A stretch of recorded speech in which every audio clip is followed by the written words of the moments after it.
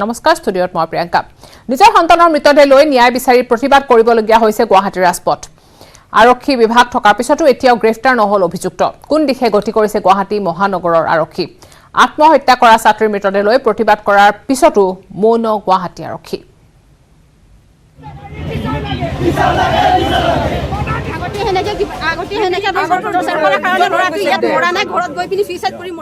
মৃতদেহ লৈ প্ৰতিবাদ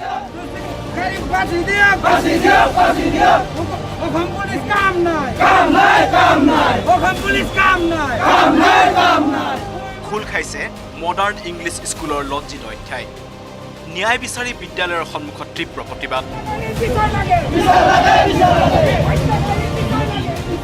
কোট পলাল অধ্যক্ষা উত্তপ্ত পৰিস্থিতি অভিযুক্তক নিজে বিচাৰ কৰাৰ হুংকাৰ ক্ষুব্ধ ৰাইজৰ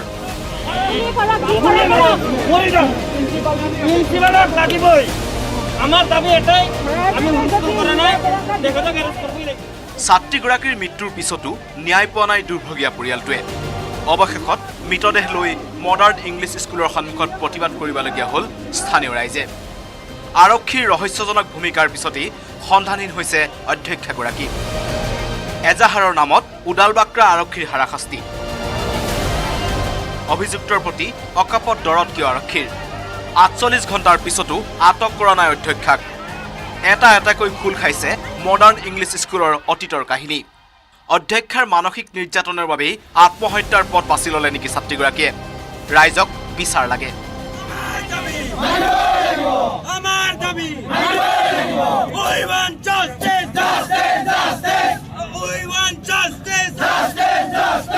মহানগৰ আৰক্ষীৰ খোপাঢিলা স্থিতি কিয় কি কাৰণত এতিয়ালৈকে সোধপোছৰ বাবেও আটক কৰা নাই অধ্যক্ষা অভিযুক্ত ছাত্ৰজন আৰু ৰেল আৰক্ষীত কৰ্মৰত প্ৰভাৱশালী বিষয়াক প্ৰতিবাদস্থলীত মাত্ৰ আশ্বাস দি আঁতৰি গ'ল শীৰ্ষ আৰক্ষী বিষয়া ইমান সোনকালে বাৰু সিমান সোনকালে তেওঁক কৰায়ত্ব কৰিম গুৰুত্ব দিয়া হৈছে এণ্ট্ৰি কৰা হৈছে আমি হেৰিছোঁ আমি যিমান সোনকালে পাৰোঁ তেওঁক কৰায়ত্ব কৰে আমি আগবাঢ়ি গৈ আছোঁ যেতিয়ালৈকে পলাতক অধ্যক্ষাক গ্ৰেপ্তাৰ নকৰে তেতিয়ালৈকে মৃতদেহ আঁতৰাই নিনিয়ে মডাৰ্ণ স্কুলৰ পৰা পূৰ্বতেও এজন ছাত্ৰই ২০১৪ চনত বিদ্যালয় কৰ্তৃপক্ষই ৰাজহুৱাকৈ অপমান কৰাৰ বাবে আত্মহত্যা কৰিছিল আৰু আগতেও এনেকুৱা কেছ হৈছিলে 2013ত হৈছিলে সেম কেছ সেম মেণ্টেল হেৰাসমেণ্টৰ কাৰণে সেম মানে আৰু এজন ল'ৰাই আপোনাৰ সুইচাইড কৰিছিলে সো এইটো আপোনাৰ 2 নম্বৰ কেছ সেইকাৰণে এতিয়া লেটছ সি কি হয় আৰু আই জাষ্ট হোপ যে পুলিচে পুৰা মানে কাৰেক্ট একশ্যন লওক ল'ৰা পক্ষক মানুহক মাতি কিনে ছোৱালীজনী অকলে তেওঁলোকে কথা কৈছে ছোৱালী পক্ষৰ গাৰ্জেনে কিয় মাতা নাই তেওঁলোকৰ এইখিনি মেণ্টেলিটি কিয় নাই যে সৰু ল'ৰা ছোৱালী তেওঁলোকক ডাইৰেক্ট আমি একো ক'ব নালাগে গাৰ্জেনৰ লগত আঁৰত আমি ল'ৰা ছোৱালীয়ে গম নোপোৱাকৈ গাৰ্জেনে আলোচনা কৰি তেওঁলোকক ছেপাৰেট কৰাৰ কিছুমান সিদ্ধান্ত আছে টেকনিক আছে তেওঁলোকৰ যদি এইখিনি জ্ঞান নাই এইখিনি মেণ্টেলিটি নাই এখন স্কুল কিয় খুলি থৈছে তেওঁলোকে এখন স্কুল কিয় খুলিছে তেওঁলোকৰ জ্ঞান যদি নাই এখন স্কুল কিয় খুলিছে স্কুল বন্ধ কৰা বিবেক লাগিব অকল ভাল টিচাৰ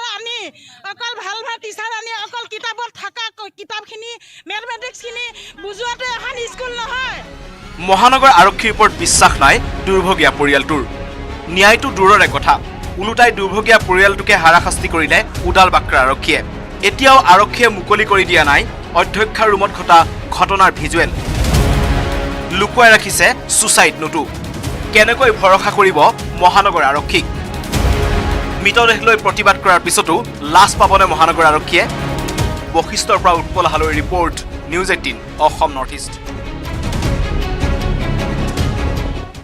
ৰাজ্যত উদ্বেগজনকভাৱে বৃদ্ধি পাইছে আত্মহত্যাৰ ঘটনা মহানগৰী উদালবাক্ৰা মডাৰ্ণ স্কুলৰ ৮ম শ্ৰেণীৰ ছাত্ৰীৰ আত্মহননৰ চাঞ্চল্য মাৰ নাযাওঁতে সংঘটিত হয় আন এক অঘটন এইবাৰ চলন্ত ৰেলৰ আগত মৰণ জাপ 2 প্ৰেমিক প্ৰেমিকাৰ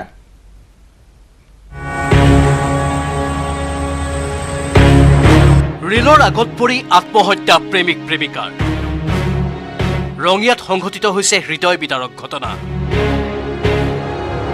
দেওবাৰে পুৱাৰ ভাগত ৰঙিয়াৰ উটিয়ানা উত্তৰ পথাৰৰ ৰেল লাইনত উদ্ধাৰ হয় দুটাকৈ মৃতদেহ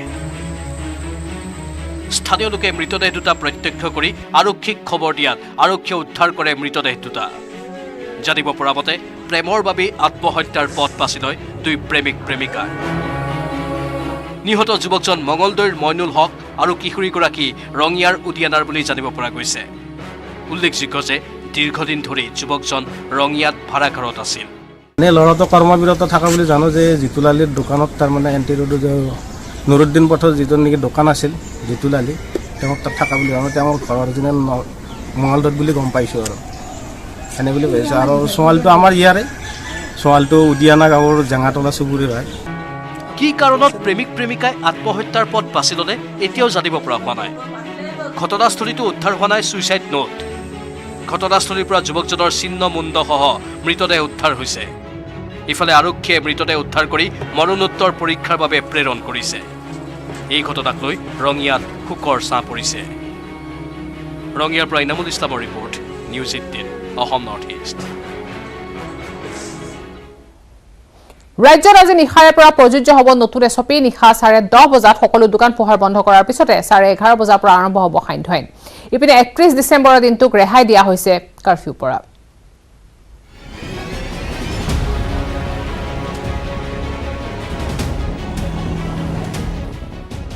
ডিচেম্বৰত নাথাকে কৰোনা কাৰফিউ। সেইবুলি ৰেহাই নাপাব সুৰাপাই চালকে। দেওবাৰৰ পৰাই প্ৰযোজ্য হৈছে নতুন এছপি।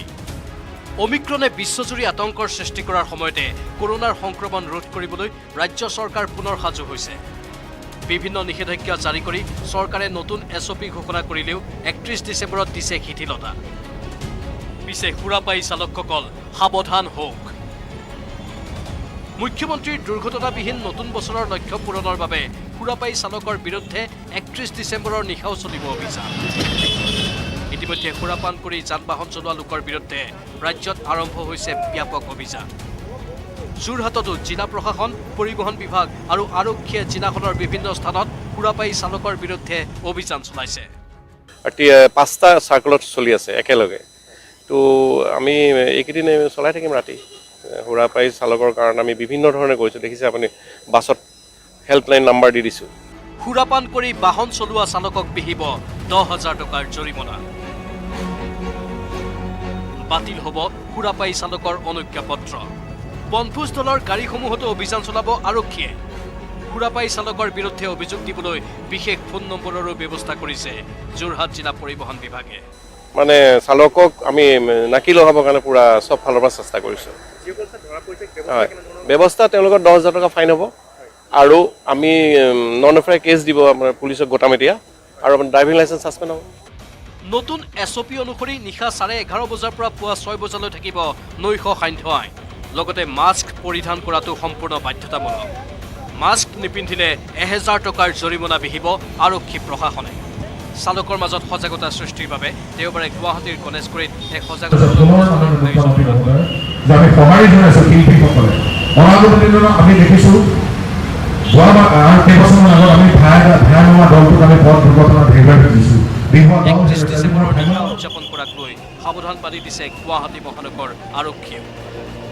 সুৰাপাই চালকৰ ওপৰত তীক্ষ্ণ দৃষ্টি ৰাখিব মহানগৰ আৰক্ষীয়ে। মনত ৰাখিব, আইন উলংঘা হ'লেই আলহী হ'ব চৰকাৰৰ। Bureau report, news 18 Assam north east. বছৰটোৰ বিদায়খনত চলিছে এতিয়া বনভোজৰ আনন্দ। বনভোজলৈ যোৱা সুৰাপাই চালকৰ বিৰুদ্ধে সষ্টম হৈছে যোৰহাট আৰক্ষী। যোৰহাটৰ ঠায়ে ঠায়ে চলিল আৰক্ষীৰ নাকা চেকিং। হাতত ব্ৰেথেলাইজাৰ লৈ অভিযানত নামিছে যান বাহন আৰক্ষী। আমি আচলতে আপোনালোকে সকলোৱে জানে যে বনভোজ খাবলৈ আহিলে বেছি এক্সিডেণ্ট হোৱা দেখা যায়। কাৰণটো এইটোৱে হ'ল যে চালকজনেও সুৰাপান কৰি তাৰ পৰা উভতি আহে।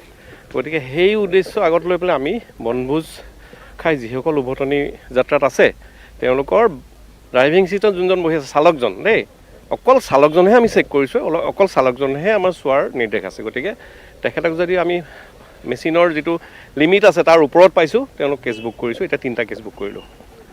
প্ৰায় আপোনাৰ 40-45 গাড়ী চোৱা হ'ল, তাৰ ভিতৰত আমি 3টা কেছ পাইছোঁ। দেশৰ 19খন ৰাজ্যলৈ বিয়পিছে কোভিডৰ নতুন ভেৰিয়েণ্ট। অমিক্ৰণৰ দ্ৰুত সংক্ৰমণক লৈ উদ্বিগ্ন প্ৰধানমন্ত্ৰী। আচম্বিত ভাষণ দি সতৰ্ক কৰি দিলে দেশবাসীক। লগতে শীঘ্ৰে কিশোৰ কিশোৰীৰ টীকাকৰণ প্ৰক্ৰিয়া আৰম্ভ হ'ব বুলি ঘোষণা কৰে প্ৰধানমন্ত্ৰীয়ে। দেশত অমিক্ৰণৰ দ্ৰুত সংক্ৰমণ। অমিক্ৰণ সংক্ৰমণক লৈ উদ্বিগ্ন প্ৰধানমন্ত্ৰী নৰেন্দ্ৰ মোদী। শনিবাৰে নিশা হঠাৎ দেশবাসীক সম্বোধন। সতৰ্ক কৰি দিলে জনগণক। বিশ্বৰ কেইবাখনো ৰাষ্ট্ৰৰ লগতে ভাৰততো ক্ৰমাৎ ভয়াৱহ ৰূপ ধাৰণ কৰিছে কৰোনাৰ নতুন ভেৰিয়েণ্টে। অমিক্ৰণৰ দ্ৰুত সংক্ৰমণক লৈ উদ্বিগ্ন হৈ ইখনৰ পিছত সিখন পৰ্যালোচনা বৈঠকত মিলিত হৈছে প্ৰধানমন্ত্ৰী নৰেন্দ্ৰ মোদী। তাৰ মাজতে শনিবাৰে নিশা আছামবিতে দেশবাসীক সম্বোধন কৰি কেতবোৰ গুৰুত্বপূৰ্ণ ঘোষণা কৰিলে প্ৰধানমন্ত্ৰীগৰাকীয়ে। শীঘ্ৰে 15 পৰা 18 বছৰ বয়সীয়া কিশোৰ কিশোৰীয়ে লাভ কৰিব কৰোনাৰ টীকা। 3 জানুৱাৰীৰ পৰা আৰম্ভ হ'ব কিশোৰ কিশোৰীৰ টীকাকৰণ প্ৰক্ৰিয়া। লগতে 60 ঊৰ্ধৰ লোক আৰু কৰোনা যোদ্ধাই লাভ কৰিব প্ৰিকশ্যন ড'জ। 10 জানুৱাৰীৰ পৰা 60 ঊৰ্ধৰ লোকৰ লগতে দেশৰ প্ৰতিগৰাকী কৰোনা যোদ্ধাক প্ৰিকশ্যন ড'জ দিয়াৰ ঘোষণা কৰিলে প্ৰধানমন্ত্ৰী নৰেন্দ্ৰ মোদীয়ে। 15 साल से 18 साल की आयु के बीच के जो बच्चे हैं, अब उनके लिए देश में वैक्सीनेशन प्रारंभ होगा। 2022 में 3 जनवरी को सोमवार के दिन से इसकी शुरुआत की जाएगी।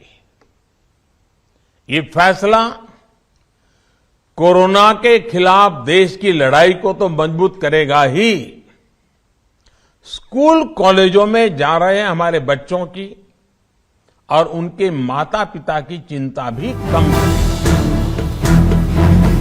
অমিক্ৰণৰ দ্ৰুত সংক্ৰমণক লৈ জনতা শংকিত নহবলৈ আহ্বান প্ৰধানমন্ত্ৰীগৰাকীৰ।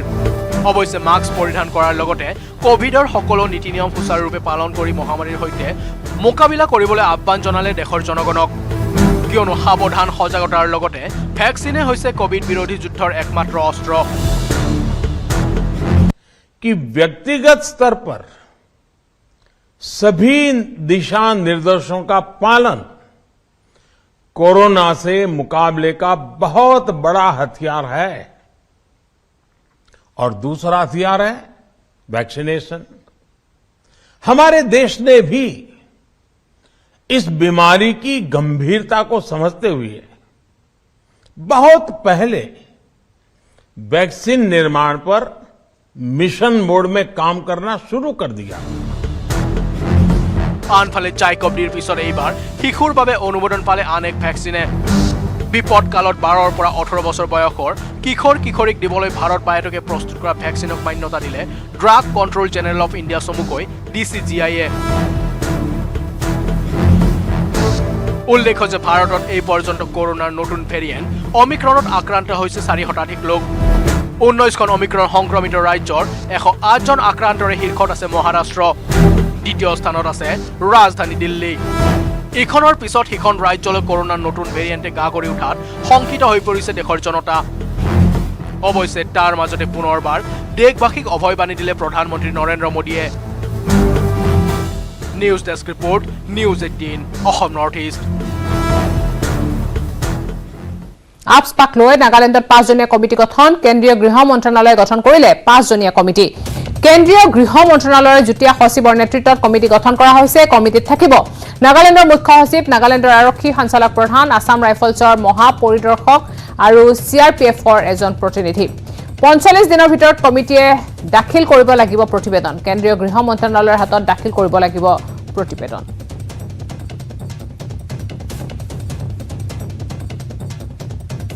গুৱাহাটীত বৃদ্ধি পাইছে আত্মহত্যাৰ ঘটনা। এটাৰ পিছত আনটো আত্মহত্যাৰ ঘটনাই অশনি সংকেত নমাইছে মহানগৰীৰ সমাজ ব্যৱস্থালৈ। হতাশা আৰু বিষাদগ্ৰস্ততাত ভুগি মহানগৰীত আত্মহত্যা কৰিছে বহুতেই।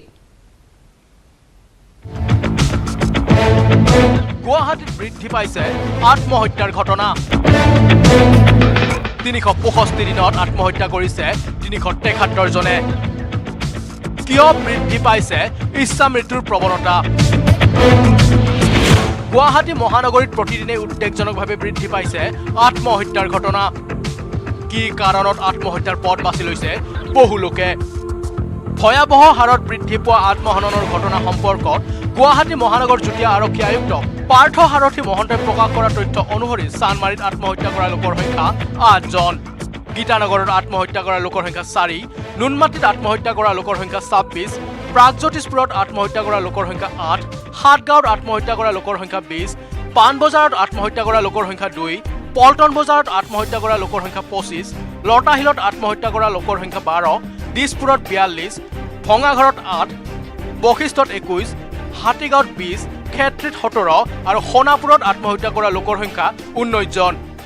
আত্মহৰণৰ ঘটনা ভীষণ বৃদ্ধি পাইছে। এই বছৰটোত 1 জানুৱাৰীৰ পৰা 20 ডিচেম্বৰলৈকে এতিয়ালৈকে গুৱাহাটী মহানগৰত 373টা 373 ইয়াত আত্মহননৰ ঘটনা সংঘটিত হৈছে।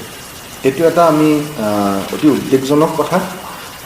আৰু এই যে আত্মহত্যাৰ পথ বাছি লোৱা এই লোকসকল তাত বিভিন্ন বয়সৰ আছে, সৰু ল'ৰা ছোৱালী আছে, বয়স্ক লোক আছে, পুৰুষ মহিলা সকলো আছে। বিশেষকৈ যুৱক যুৱতী আৰু ছাত্ৰ ছাত্ৰীৰ মাজৰ আত্মহত্যাৰ প্ৰৱণতা ক্ৰমাৎ বৃদ্ধি পাবলৈ ধৰিছে। মহানগৰ আৰক্ষী আয়ুক্তালয়ৰ তৰফৰ পৰা শীঘ্ৰে এই সম্পৰ্কত মুকলি কৰা হ'ব এটা হেল্পলাইন নম্বৰ। আত্মহত্যা ৰোধ কৰিবলৈ বেচৰকাৰী সংস্থাৰ সহযোগত আৰক্ষীয়ে যুগুত কৰিছে দীৰ্ঘম্যাদী পৰিকল্পনা। কিন্তু এই পৰিকল্পনাই ৰোধ কৰিব পাৰিবনে ইচ্ছা মৃত্যুৰ প্ৰৱণতা? শেহতীয়াকৈ মহানগৰীৰ এগৰাকী ছাত্ৰীয়ে বিদ্যালয়ৰ ষষ্ঠ মহলাৰ পৰা জঁপিয়াই আত্মহত্যাৰ দৰে চূড়ান্ত পথ বাছি লৈছিল।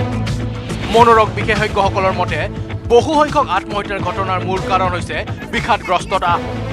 Bureau report, news 18 Assam north east. আৰক্ষীৰ সহায়ত নগাঁৱত চলি আছে চোৰাং গৰুৰ চিণ্ডিকেট।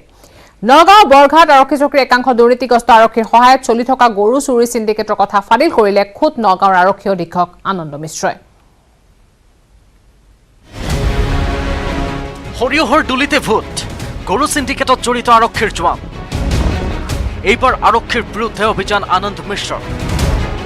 সামগুৰিৰ কুখ্যাত ডকাইতে চলাইছে চোৰাং গৰুৰ চিণ্ডিকেট। একাংশ দুৰ্নীতিগ্ৰস্ত আৰক্ষী বিষয়াৰ সহযোগত চলি আছে গৰুৰ চোৰাং চিণ্ডিকেট। নগাঁও আৰক্ষী অধীক্ষক আনন্দ মিশ্ৰৰ অনুসন্ধানত ইতিমধ্যে পোহৰলৈ আহিছে গৰু চিণ্ডিকেটৰ সৈতে থকা আৰক্ষীৰ সম্পৰ্ক। আৰু ইতিমধ্যে দুগৰাকী আৰক্ষী জোৱানক চিনাক্ত কৰিছে নগাঁও আৰক্ষী অধীক্ষক আনন্দ মিশ্ৰাই। আজি নগাঁৱত বৰঘাট আৰক্ষীয়ে এখন ট্ৰাকত চোৰাংভাৱে সৰবৰাহ কৰা বৃহৎ পৰিমাণৰ পশুধন জব্দ কৰাৰ লগতে গ্ৰেপ্তাৰ কৰে গৰু ব্যৱসায়ত জড়িত সামগুৰিৰ কুখ্যাত ডকাইত মুস্তাফা আহমেদ সহ 5 সৰবৰাহকাৰীক। ইয়াৰ পিছতে বৰঘাট আৰক্ষী চকীত উপস্থিত হয় নগাঁৱৰ আৰক্ষী অধীক্ষক আনন্দ মিশ্ৰ। আৰক্ষী অধীক্ষকগৰাকীয়ে চোৰাং গৰু চিণ্ডিকেটৰ মাষ্টাৰ মাইণ্ড তথা কুখ্যাত ডকাইত মুস্তাফা আহমেদক জেৰা কৰাৰ পিছতে পোহৰলৈ আহে ভয়ংকৰ তথ্য। খুদ বৰঘাট আৰক্ষীৰ এজন কনিষ্টবল আৰু এগৰাকী গৃহৰক্ষী জোৱানৰ সহযোগতে নগাঁৱত চলি আছে চোৰাং গৰুৰ চিণ্ডিকেট। গো মাফিয়া মুস্তাফা আহমেদৰ স্বীকাৰোক্তিৰ ভিত্তিত নগাঁও আৰক্ষী অধীক্ষকগৰাকীয়ে চিনাক্ত কৰিছে এই দুইগৰাকী আৰক্ষীৰ জোৱানক। ইয়াৰ পিছতে কঁপনি উঠিছে নগাঁও আৰক্ষীত। অপৰাধী আৰক্ষী জোৱানৰ বিৰুদ্ধে কঠোৰ ব্যৱস্থা লোৱাৰ কথা ঘোষণা কৰিছে আনন্দ মিশ্ৰই। কোনো কাৰণতে হাৰি যাবলৈ দিয়া নহ'ব এনে অপৰাধী তথা আৰক্ষী জোৱান তথা বিষয়াক। বহুত দিন ধৰি আপুনি চাব আমি কণ্টিনিউৱাছলি এনেকুৱা যে ইণ্টাৰ ডিষ্ট্ৰিক্ট গৰু মুভমেণ্ট যিটো হৈ আছে সেইটো আমি ধৰি আছোঁ। তো সেই শৃংখলাত আমি কালি ৰাতি খবৰ পাইছিলোঁ। তো খবৰ পোৱাৰ লগত সেইটো খবৰ পালোঁ যে কোনো লোৱাৰ লেভেলত আৰক্ষী আছে যে তাৰ লগত জড়িত আছে। তো সেই খবৰ পোৱাৰ কাৰণে আমি নিজৰ একটা চেণ্ট্ৰেলি আমি আমাৰ যে এণ্টি নাৰ্কটিক স্কোৱাড আছে সেইটোকো ইউজ কৰিছোঁ। কালি তাক পঠাইছোঁ এইটো গাড়ীটো ইণ্টাৰভিন কৰাৰ কাৰণে। তো ডেফিনেটলি সেইটো কেতিয়াও জিৰ' টলাৰেঞ্চ থাকিব। এইটো কোনো টাইপত কাৰাপশ্যন হ'ব নোৱাৰে। আমি বাৰ হাজাৰবাৰ কৈছোঁ এনেকুৱা যি কৰিব যি ৰেংকৰ হ'ব তাক কিন্তু শাস্তি ল'ব লাগে। উল্লেখযোগ্য যে আজি পুৱা নগাঁও আৰক্ষীয়ে এখন ট্ৰাকত অনা 44টা চোৰাং গৰুসহ মুস্তাফা আহমেদ, আজিবুৰ ৰহমান, ৰুস্তম আলী নামৰ সামগুৰিৰ 3টা দুৰ্ধৰ্ষ অপৰাধীক গ্ৰেপ্তাৰ কৰে। আৰক্ষীয়ে গ্ৰেপ্তাৰ কৰে গহপুৰৰ জানপুৰা নামৰ বাহনখনৰ চালকগৰাকীৰ লগতে হেণ্ডিমেন ভৃগু বাইলুঙকো। গো মাফিয়াৰ দলটোৰ পৰা আৰক্ষীয়ে জব্দ কৰিছে নগদ 32,500 টকা আৰু এখন ছুইফ্ট ডিজায়াৰ। উল্লেখ্য যে সামগুৰিৰ কুখ্যাত ডকাইত মুস্তাফা আহমেদৰ নেতৃত্বতে মধ্য অসমত বৰ্তমান চলি আছে চোৰাং গৰুৰ চিণ্ডিকেট। আৰু মুস্তাফাক এই কাৰ্যত সহযোগ কৰিছে একাংশ দুৰ্নীতিগ্ৰস্ত বিষয়া তথা জোৱানে। নগাঁৱৰ পৰা Nilotpal Bora, news 18 Assam north east. আৰু আছে খবৰ, কিন্তু তাৰ আগতে লৈছোঁ এটা সৰু বিৰতি।